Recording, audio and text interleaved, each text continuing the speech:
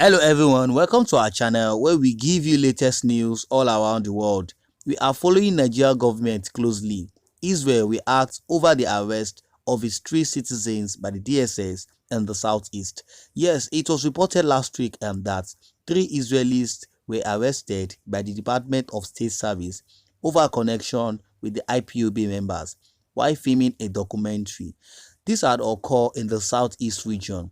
When the truth remains that the Israelis were in Nigeria to shoot a movie, now the Nigerian authorities has labeled them as the supporter of the indigenous people of Biafra, the IPOB. Now, before I start with the news, if you are just watching us for the first time or you have been watching without subscribing, please do us a favor by hitting the subscribe button down below. In that way, that will notify you whenever I drop a new video. And I pray as we keep supporting our channel, God will keep sending people to support you. Amen. Now, this is a bit. 3 Israelis shooting a documentary in the separatist region in the southeast Nigeria were arrested last week, the foreign ministry had confirmed. According to the Times of Israel, Nigerian authorities arrested and interrogated the trio on suspicion that they had come into contact with the Biafran separatists. According to the foreign ministry, the Israeli embassy in Abuja is following the case closely and is in contact with the Nigerian authorities. One of the Israelis arrested is Rudy Watchman, a Zionist activist with almost 95,000 followers on Instagram. Making the flight with him were filmmaker Noam Lehman and French-Israeli journalist David Benham. The Israelis were in Nigeria to film We Were Never Lost, a documentary exploring Jewish communities in African countries such as Kenya, Madagascar, Uganda and Nigeria. They took off from Ben Gurion Airport on July 5 and landed in Nigeria the next day. According to residents, the crew was detained at a synagogue during Friday night service in the Igbo village of Ogidi by Nigerian Secret Police, the Department of State Service, the DSS, and taken to Abuja. Ogidi is the headquarters of the Idemili North local government area of Anambra State. The filmmakers were aware of the political sensitivity surrounding the filming of the Igbo communities.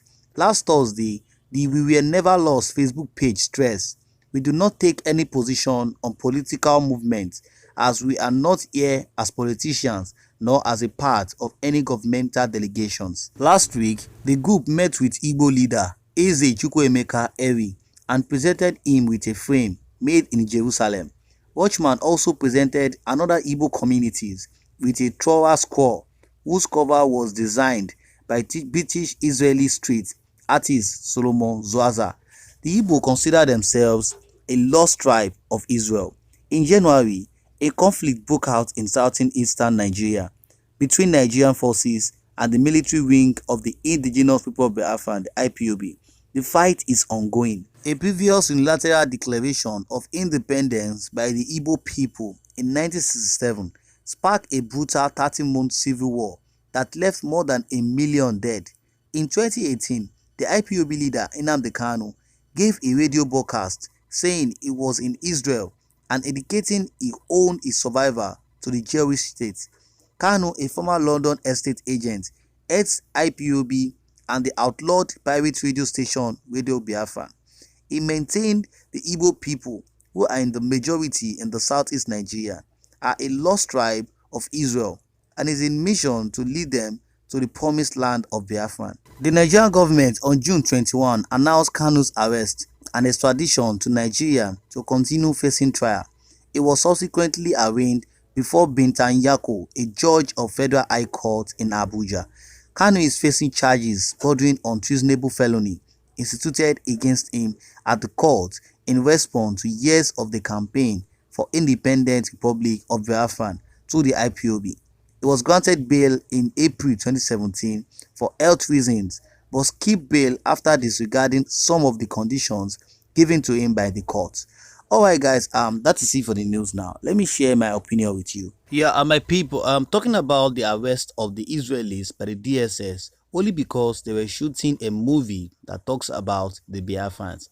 Now, this kind of situation can never happen in another country. The Nigerian authorities arresting them because they were only suspected and because they have connections with the indigenous people of Biafra. This is how they are arresting and interrogating those in support of Biafrans. That was how a television station was banned the other day. I think Channels TV or TVC also, only because they did a live interview with an IPOP member. And this has caused lots of conversations on social media with the families of the Israelis that was arrested, saying that the filmmakers does not have any connections with the IPOP members or separatist group in the southeast region. Well, we know that this is an illegal act now from the Nigerian government. They know how to take down these freedom fighters when they are not terrorists. They must know that these freedom fighters are not terrorists. So for Nigerian government to be existing today, or for Nigeria as a country to be existing today, is because some people are fighting for it. They are fighting for this independence. So all this illegal detaining of innocent people is very unlawful when the government are supposed to fight the real terrorists that have disrupted the country. They are detaining the first people. These filmmakers were only making a documentary that will investigate the origins of the Igbos. They wrote it in Jewish language called Sefer Torah. They handed it over to an AZ in Anambra State, and they were illegally arrested by DSS. This same way Mazi Nnamdi Kanu's wife was clamoring that his husband is not a terrorist after the Nigerian government had blackmailed him. But the question is, do we ever think about the body language of Buhari's administration? The way they are responding to these separatists, because the Buhari's government are claiming that they don't have anything to do with the killer Fulani herdsmen or the Boko Haram terrorists. What good has Buhari's government done to tackle this insurgency in the country? I can remember on Arise TV when Buhari said that the killer herdsmen are foreigners, yet we never hear say the DSS has any plans to arrest them. There is no proper investigation that has revealed the truth. The DSS cannot fish out the killer Fulani herdsmen terrorizing the country. They are only against the separatists the same way they had attacked and destroyed Sunday Igboho's house. Lawlessness activity by the government, illegal arrest. Now, when Sheikh Gumi was contacting the bandits, was he arrested? Where was the DSS when Gumi was negotiating on behalf of the Nigerian government? This Sheikh Gumi knows their hideouts, he knows their leader, he knows everything about these bandits, he understands them more. Just the same way Senator Alaibe, who was supporting the IPOB, even Reverend Father Mbaka was arrested and interrogated by the DSS without any investigation or further anything. Alright guys, that is it for you all. I want to thank you for your support on this channel.